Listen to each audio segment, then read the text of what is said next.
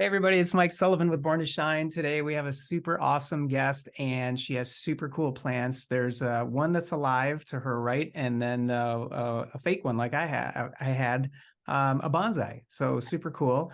Her name is Lori Villanueva. Villanueva? You said it right, Okay. Villanueva. So I'll Miss V, and like the students call you. And so we're so blessed. Thank you for spending some time with us today, because you're the superintendent. That's a really big position with a lot of responsibility. And so thank you so much for making some time for us today, Lori.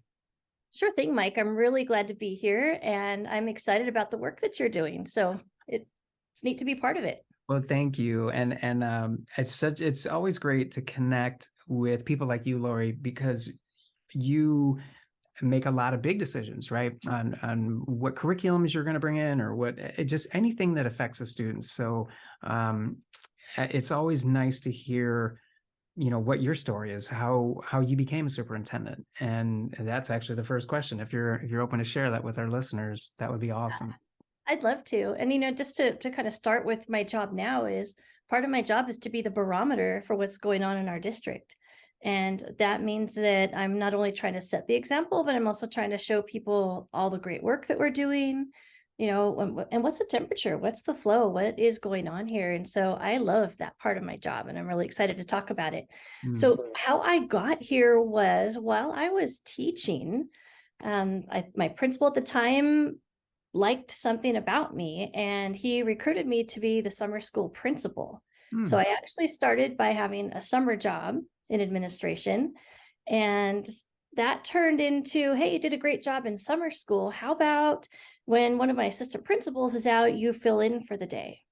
And I'd be like, great, which was a lot of extra work because you still had to write sub plans, but I really liked doing that. So that kind of gave me a taste of the flavor of what administration is, because it's radically different than being in the classroom.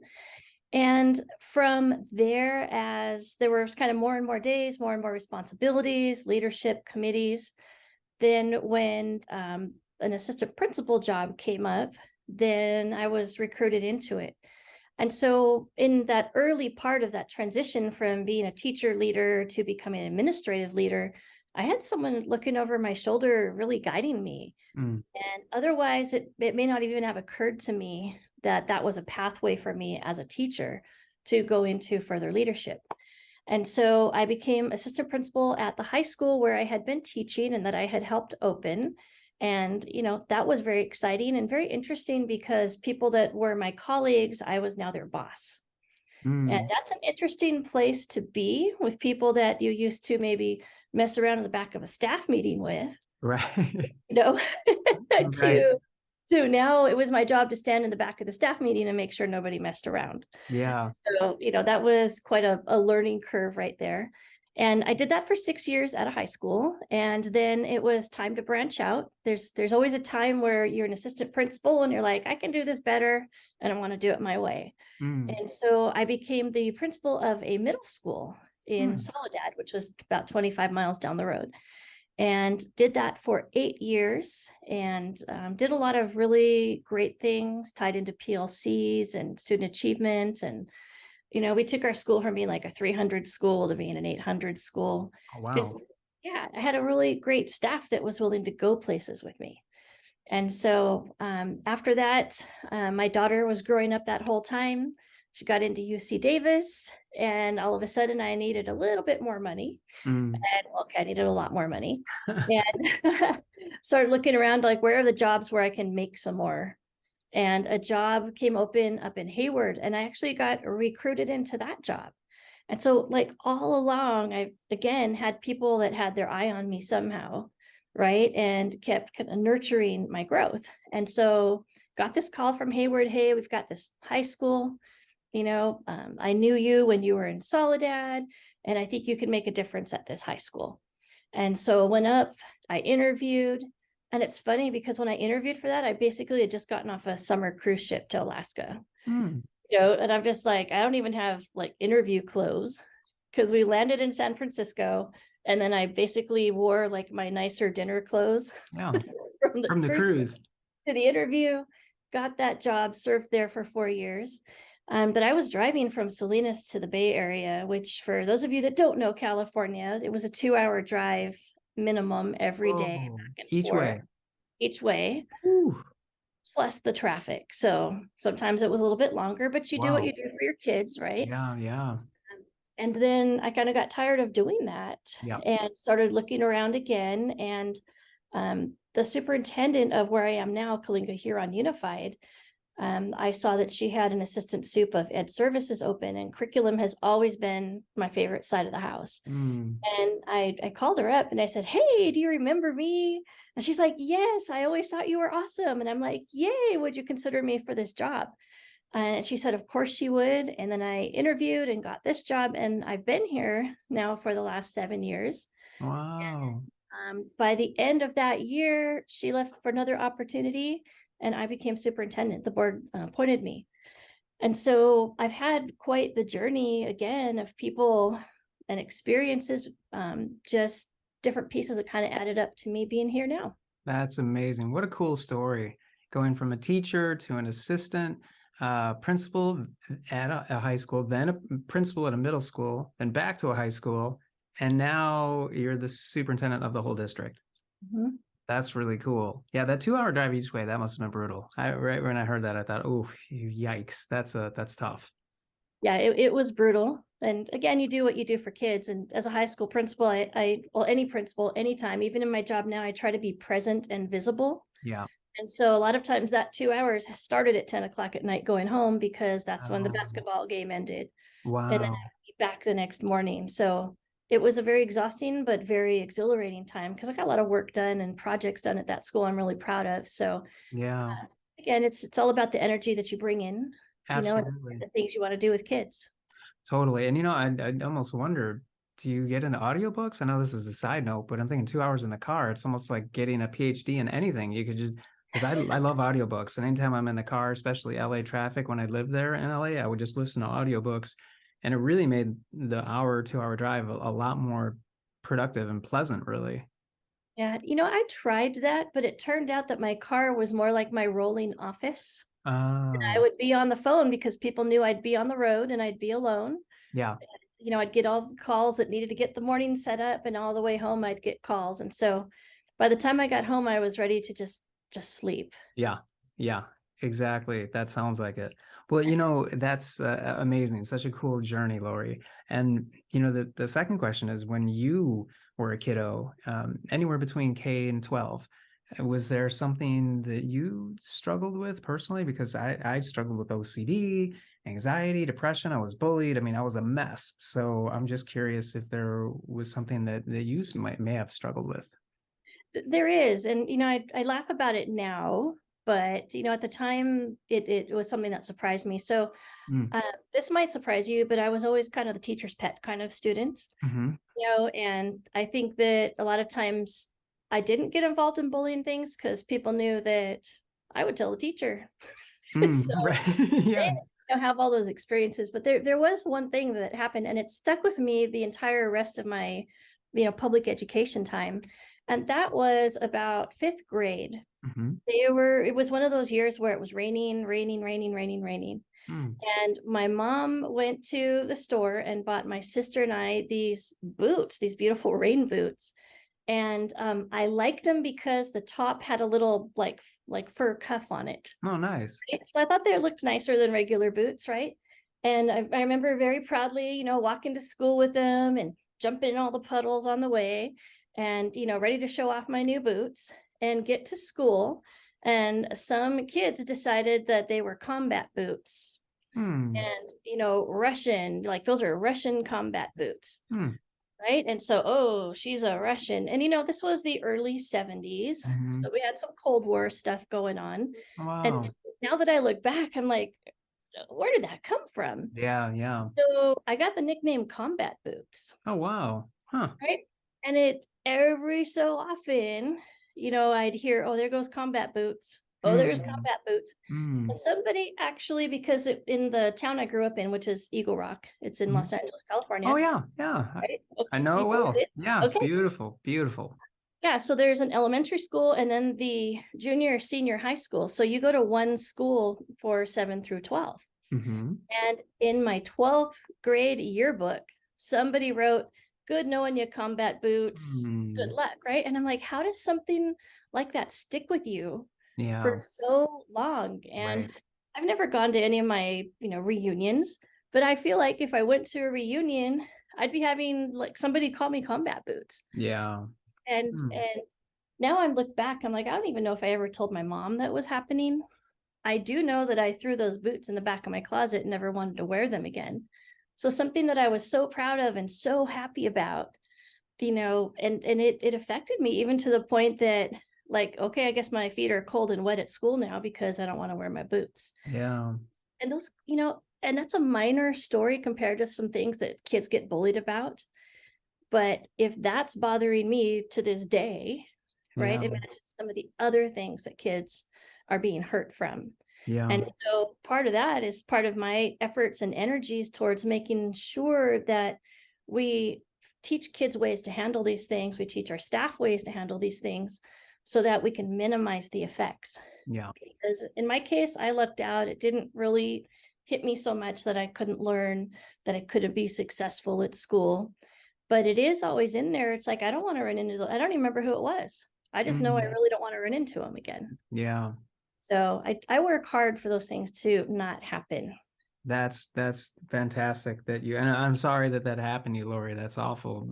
But it's great that you turned it into fueling your passion to help kids that are getting bullied and making sure that your teachers and staff, and school counselors or psychologists or whoever it is, that they have, an awareness of that, and to put some effort into that. So that's awesome. That's really cool how you use that.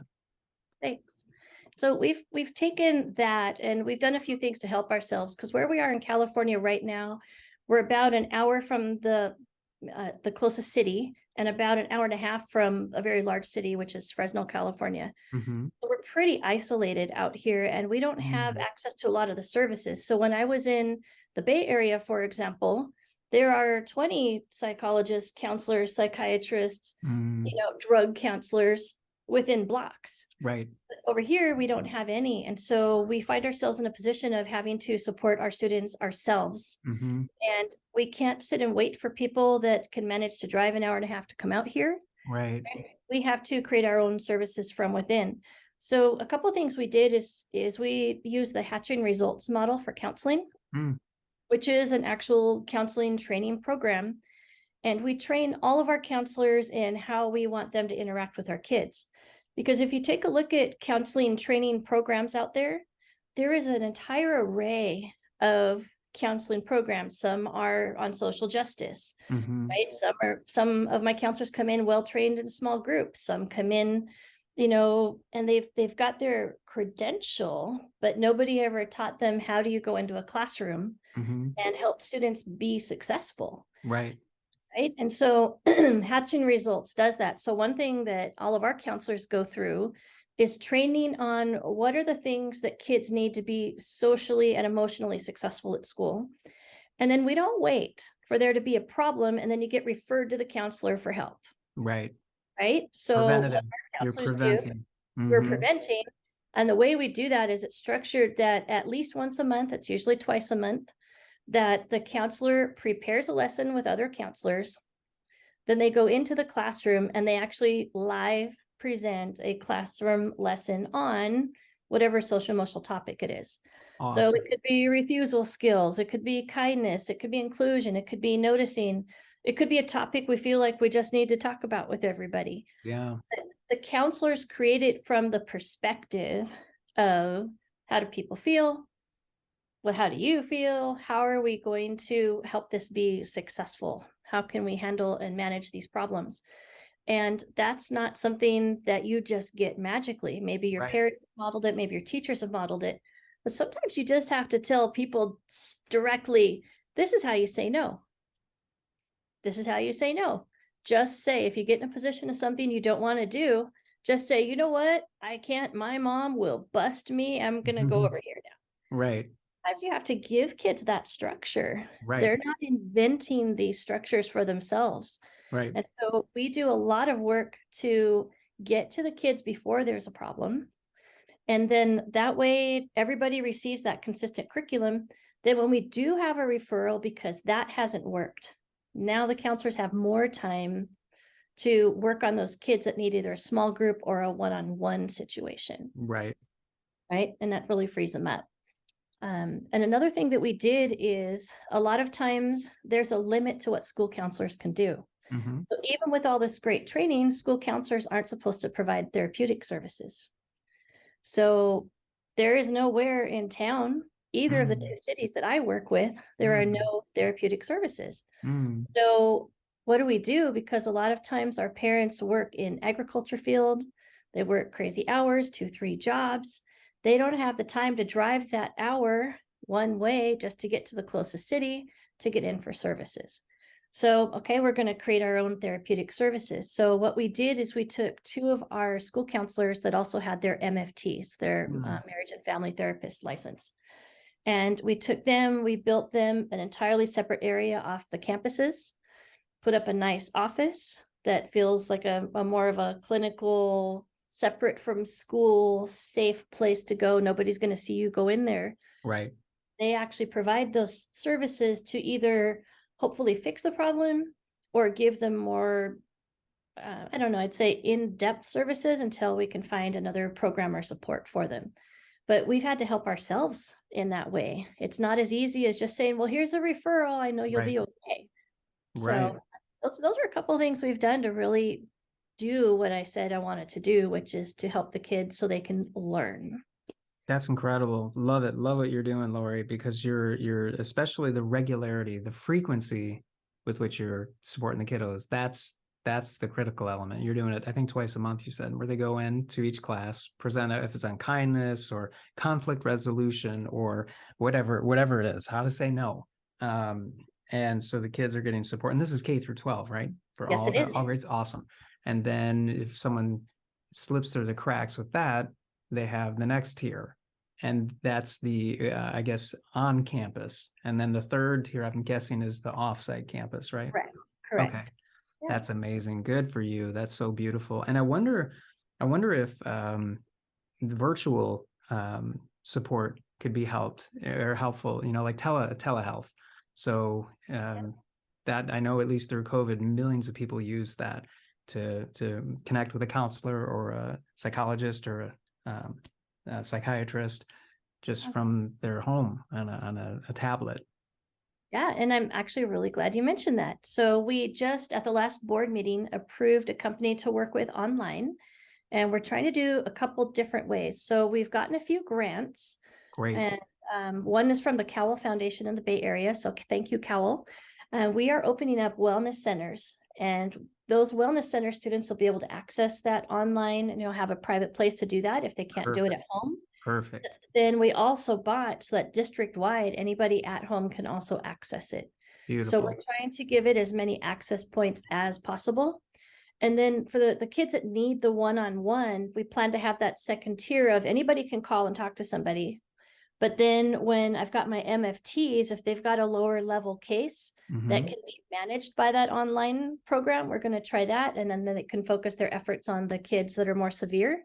Right. And need that more intensive support. So we're trying to build in as many pieces as possible. That's awesome. I love that. And is there any online component where they would actually get to talk with a therapist or a psychologist or psychiatrist, an actual person? Yes, that's okay, actually that's what great. I'm talking about. That's beautiful. There Wow. will be a live person all the time. I think it's a 24/7. Somebody will answer for the questions part. And then there will be people that actually case manage for us as a second level. Wow, Lori, this is amazing. You're doing incredible. It's just so heartwarming to hear that because, when I was a kiddo, they didn't have any of this. There wasn't even internet, it was a long time ago. So it was just suffer in silence, and many, many kids do. And even when they have the resources, sometimes kids just feel shame or not encouraged. They feel so discouraged to even open up.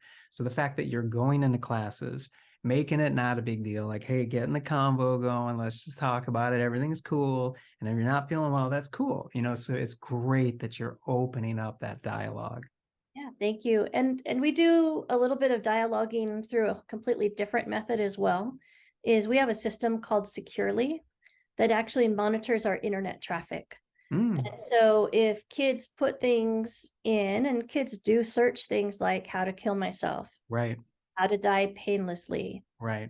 bombs, guns, drugs, you name it, our system will flag it. Tips you, and you've talked to the kiddo. Hey, how you doing? How you feeling? Yep, exactly. A lot of times we get that are fights. Well, Mm, tell your sister hmm. I'm getting her tomorrow after school. Right. So we've been able to, I think, really dramatically decrease some of the pieces that were happening. I would say what I call behind the backs of educators. Yes. They don't see what happens through the texts, Right. through the emails, through the electronic means. Right. And I always call that really like invisible bullying, Yeah. because it's easy to see maybe a kid getting pushed around.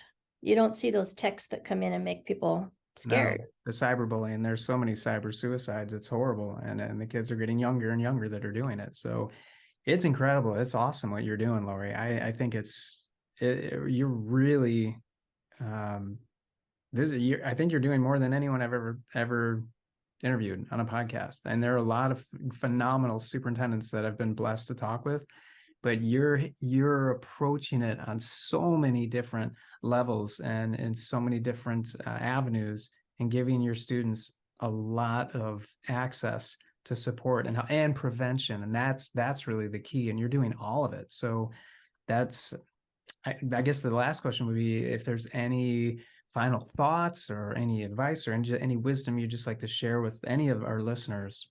It's what would that be? Sure. I would like to say that if you're working in the field of education, don't let the work get you tired. Don't let the work get you exhausted or burned out, because the kids need you, the Mm-hmm. staff needs you, and they're Mm-hmm. depending on you.